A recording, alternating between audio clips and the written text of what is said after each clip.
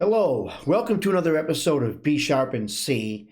Today we are going to B Sharp and C just how awesome the song Love is a Battlefield by Pat Benatar really is. Now, I think personally that there are many reasons why this song was so popular, why it stuck out, why it really struck a chord with a lot of people, and why even today, decades later, when this song comes on, men and women alike are like, wow, I remember this. Either they're like, wow, I remember this song, or wow, I heard this song before, because maybe they're a, Gen Z or a millennial and they weren't around when the song came out. But the song has really passed the test of time, I guess you could say, and is popular even up till today. So what makes this song so amazing? Okay, I'll give you my opinion. I'll break it down. I actually think it's a combination of many things, to be honest with you. The first thing is this. I'm going to put the song on. This is the remastered version. It's a little bit shorter than the original studio version. There's no whistling and bass solo in the end. It just kind of trails off, which I actually think was a little bit redundant anyways. But check this out. The first thing that makes this song amazing in my eyes.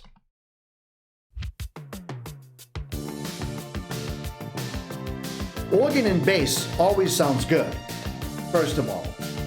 Organ with bass always sounds good. We are young. But she starts off the song talking. Heartache to heartache. We stand. We stand. No No promises. promises. No demands. Love is a battlefield. All right, so there's a couple things there. First of all, I really like organ with bass.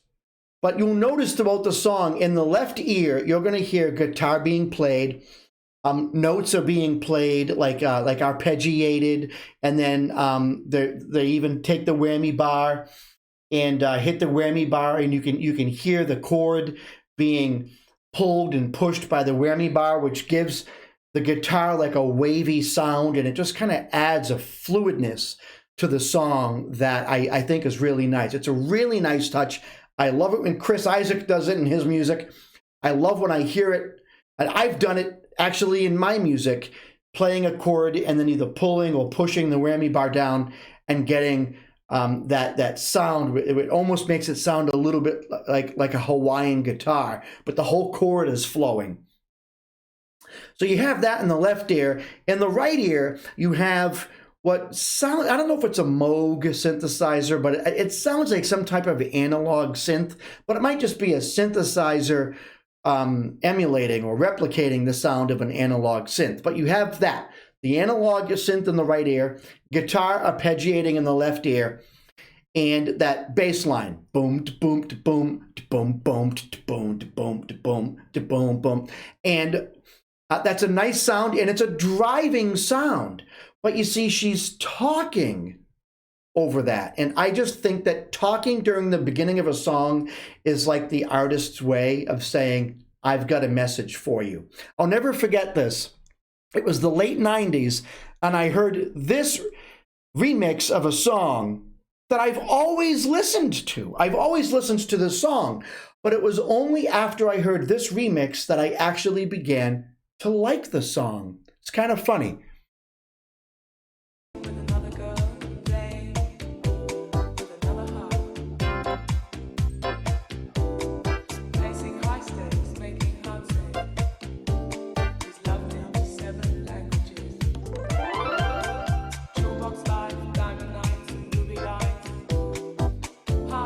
Nice, right? The comping on the keyboard. But I heard this. Now we know this song. So what's the point? Why did I play this remix of Smooth Operator by Sade? Because listening to that remix was actually the moment I began to like that song. This was the late 90s. I'm driving around in my car. I heard that remix, and I was like, what song is this? I like this. Oh, who is this? It's oh. And then she started singing, and I'm like, that's the song? This what? From that moment on, I liked the studio version of Smooth Operator a lot, and it actually turned me on to Sade as an artist, period, because I heard that remix. And the funny thing is, I've always, before that, in the late 90s, I probably had heard Smooth Operator 100 times before that day. Something about that remix drew me in, and it was the talking. And that's exactly what she does. Well, that's exactly what Pat Benatar does in the beginning of Love is a Battlefield. She's talking. She's got a message. This is important. It just works. But now she starts singing.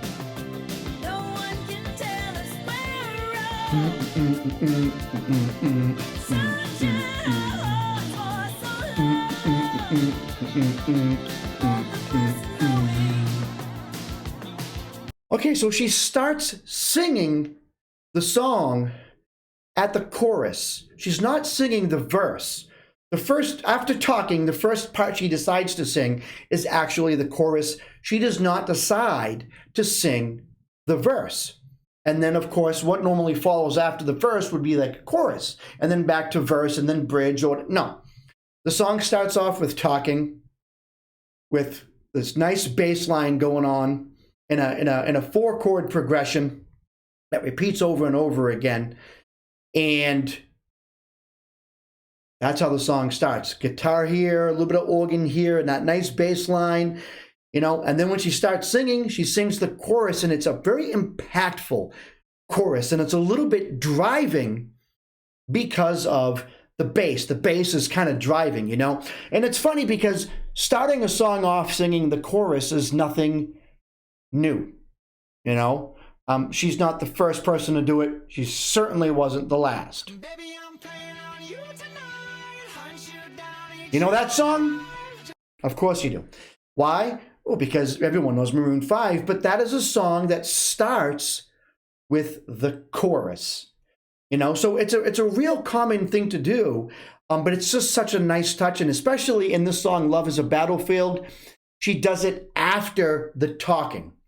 So the talking draws you in, makes you pay attention, and then impact.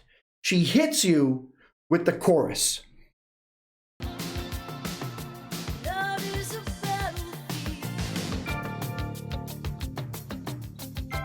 Now you notice the change.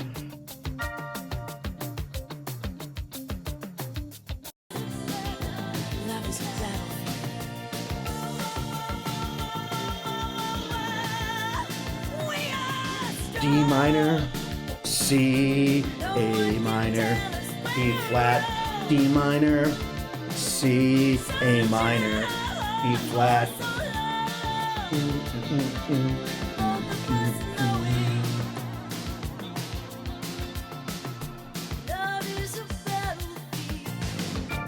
Right here now, the chords that are being played in the background are not It's not being broken up within the measure. It's actually a chord at the first downbeat for every measure. So it changes, and it starts doing the chord changes already for the verses.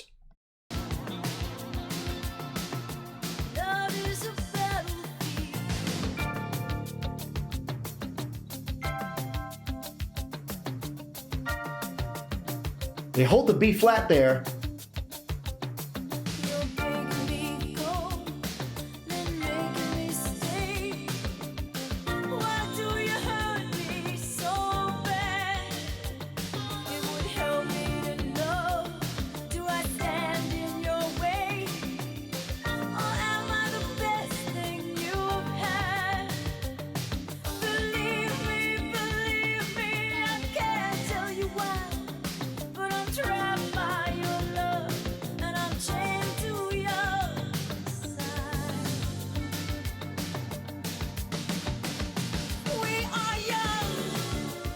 So there are a few things that she does here that I think is really good. First of all, she starts off with the chorus that is very driving. The bass is driving, you know, the chord changes are a little bit more, you know, offbeat, I guess you can say, and it's impactful. And then when she starts singing, the chords are just comped at the beginning of every measure, you know, that's it. And the bass, essentially stops. It's just a bass note on the downbeat. Boom, boom. You know, that's it. And the chords do change. They don't change a whole lot, but they do change. You know, and she sings a set of verses, and then the next set of verses, she adds more lyrics, therefore she adds more syllables, and it becomes a little bit more driving. You can tell it's kind of working towards getting back into that impactful chorus. It's not the same exact amount of syllables. You know, she's increasing the amount of syllables that she's singing. Believe me, believe, you know, because she's working up towards resolving into that chorus, you know. And listen to when she gets back into that chorus, and it's just, it sounds familiar again. You have that impactful chorus that you fell in love with before she even started singing the verses. Oh! And this is what's amazing. She holds the B flat chord an extra measure. And that's something that I've seen a lot of bands do. Pink Floyd does it a lot, and especially before a really impactful guitar solo. I'm trying to think of an example. Mother? Mother, do you think they'll done? Oh, no. It's not Mother. Well, they might have done it in Mother. I can't think right now. But Comfortably Numb. The second guitar solo in Comfortably Numb, they go through the chord changes, and then when they play that last chord, before they go into the guitar solo, they actually hit it again and carry the chord out in extra measure. And all it does is, you think the guitar solo is going to come in at a certain point, but they hit the chord again and carry it out even longer, and it creates more anticipation. It creates a dissonant feeling, and then that way, when the guitar solo comes in, it's like, wow! And that's exactly what she does here. You know, it was either her songwriting or maybe the producer said, let's hold it an extra measure, but they resolve the verses and then hold that last chord in extra measure.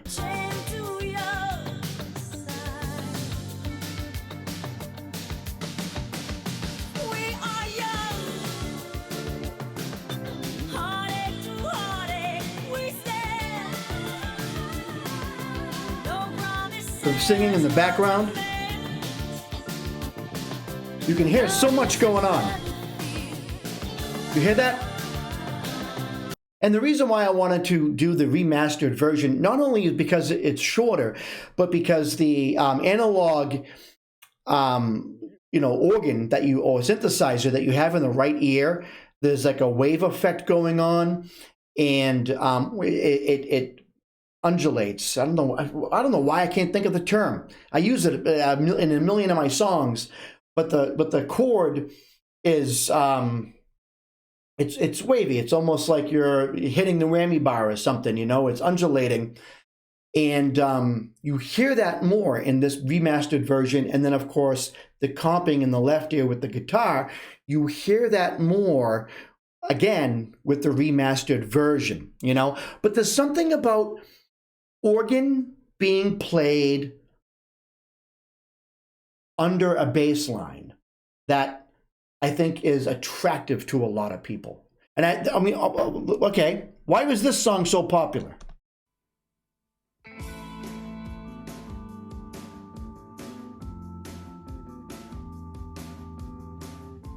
So now you don't have as many drums going on, but you do have a snare drum going, right? And you also have organ and bass. Those are the driving parts of the song, Lovesong by The Cure, you know? So you kind of have that when you go into the chorus of...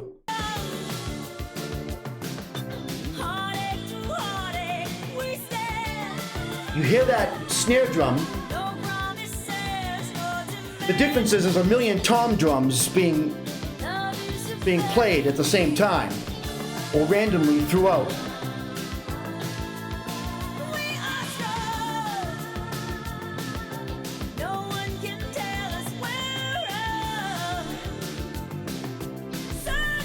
I love the organ.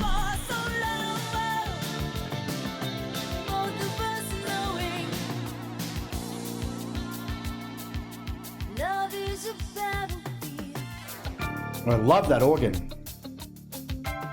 The guitar sound dun, dun, dun, dun, dun, dun, dun, dun, dun, dun, dun, is being double tracked. So it's being played once and then being played again and just thrown over each other. So there are slight differences, but the listener can hear that it's in two different tracks. You know, it's not just one track being played over the other. It's double tracked, and it's I don't know. It's to me, it's a great technique. It's just something that just the listener sometimes doesn't know what they're listening to, but they know they're hearing good production. And there's something else too that I think is noteworthy about this song. It's just the note choice. It's just the melody that she sings. I mean, she's only singing for them. I think the whole entire song has either 5 or 6 chords in the whole entire song. It's just the notes that she's choosing to sing. They're not really complicated, but it's just a nice melody, so that the listener, it has a cinematic, impactful feel, you know. And I believe that that's one of the reasons why this song was so successful. Back to the verses. Organ kind of like comes in and out. The guitar does a little something. See how the organ comes in, and then you can hear it trail off. The organ comes in after she starts singing, like slightly. They raise the levels, you know, and then as it's trailing off, it's almost like they're adding some type of filter to it to give the organ a certain type of sound. You know, I don't know what the effect is that they're using, but it just has a nice effect to it. You can hear it. She starts singing the lyric.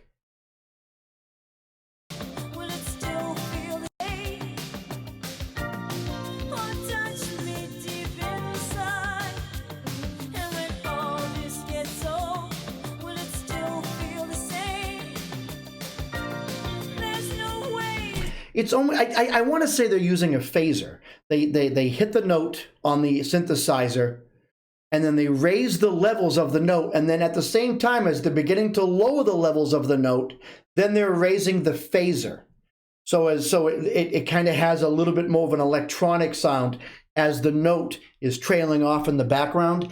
It seems so small.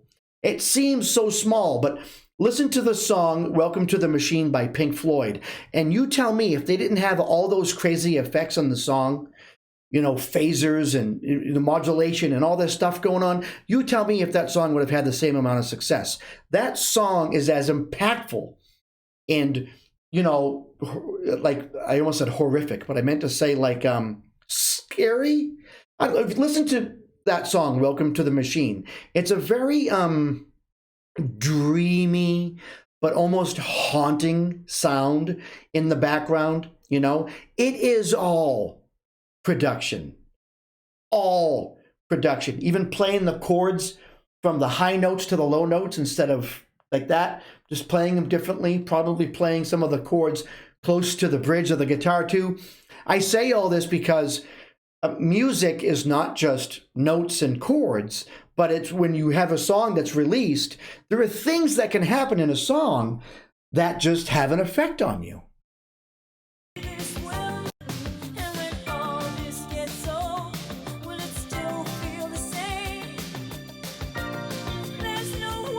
And as it's trailing off, the guitar does something.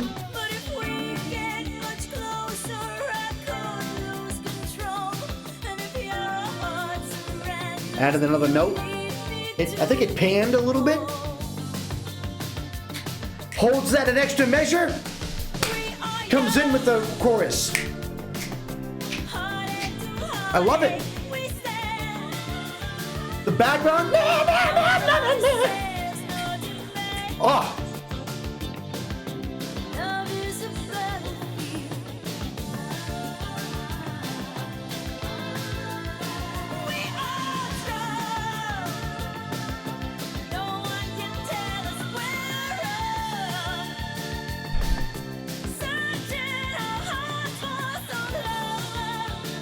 and then it just trails off. But this song is all chorus, you know?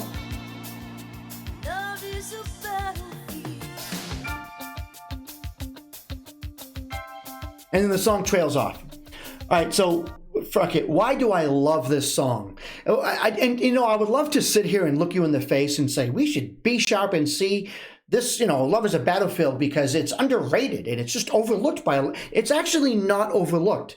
You know, I don't know. I did not Google this, but I'm gonna guess that this is her most popular song. You know, but the construct of it is backwards. And, you know the song.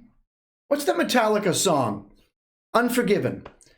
They admit in an interview that they purposely wrote a song that people would listen to that song and say, wow, what a great chorus. Because a lot of songs are kind of, and I know it sounds stupid and I know it sounds counterintuitive, but believe it or not, a lot of songs, they kind of make a point in the verses. The verses is kind of like where they're telling you the story, you know? And then when the song is over, it's like, wow, you know? And it's interesting. It's like the song, you know, by Metallica. I just said it, The Unforgiven. They wanted to write a song where the impact and the story of the song was in the choruses, not the verses. And that's exactly what's done here.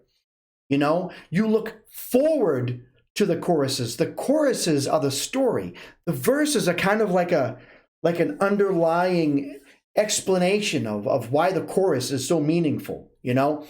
And that, you know, that can be in a traditional song too. Usually the verses are the story, right?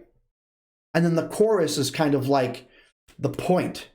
They're wrapping it up, and then the bridge might just be, hey, you know what? This is it. My life stinks. I got to deal with it, but this is where I'm at now. You know, I got to deal with it. You know, so the bridge is almost a way to kind of say, this is how I'm dealing with or resolving the issue of the song. You know, doesn't always have to be that way. There's no set rule. You know, but this is one of those songs where you want to sing the chorus. The chorus stands out. And there are more choruses in this song than verses. You know, the song starts and ends with the chorus. It ends with a double chorus, right? It's just got that impactful feel to the chorus. You can almost make the song all chorus, but it's not. And in fact, they changed the verses up enough. They changed the rhythm of the music. They change when the chord changes come in. They change the chords to a degree. You know, they change the chord changes or the chord progression. They change, and then some stuff disappears.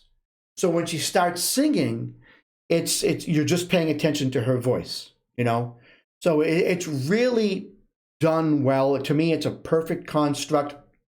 And there are many other songs out there too. You know, someday I'll do a video about why the song Jolene is so good, or why the song Jolene is so popular. But that's another song that starts with the chorus. Layla starts with the chord changes for the chorus, but Eric Clapton solos over them, and then he starts singing. But that's like a complete key change. That's a little bit more of a drastic change. Counting Stars, right? That starts off with the chorus. So songs that start off with a chorus, they affect people differently. They kind of jump right into the emotion. It's almost like walking up to someone and you say, hello, how you doing? And then you tell them your story. And then like when you get to the point of your story, you're more animated. Well, that's kind of starting with a verse, you know? You walk up to someone, yeah, I know yesterday I was doing such and such, and oh my God, you know, but you know, I'll tell you right now, man. And then you get into it. Well, that's the chorus coming in. But when you start with the chorus, it's like walking up to someone and getting them in a headlock or something, or just grabbing them and pulling you towards you, you know, and then saying, man, you would not believe what happened to me. Oh my God, it was crazy. All right, let me tell you, this is what happened. So it's kind of like starting with the high emotion, starting with the high impact, and then easing into the story. That's what a song does when it starts with the chorus. It kind of punches you in the face and says, listen to what I'm saying. So anyways, that's my assessment. That's my analysis as to why that song, or my explanation as to why Love is a Battlefield by Pat Benatar is such an awesome song. That is the song that I think we should B sharp and see this week. Subscribe by hitting the subscribe button below. Hit the bell. All right. Oh. Keep it groovy.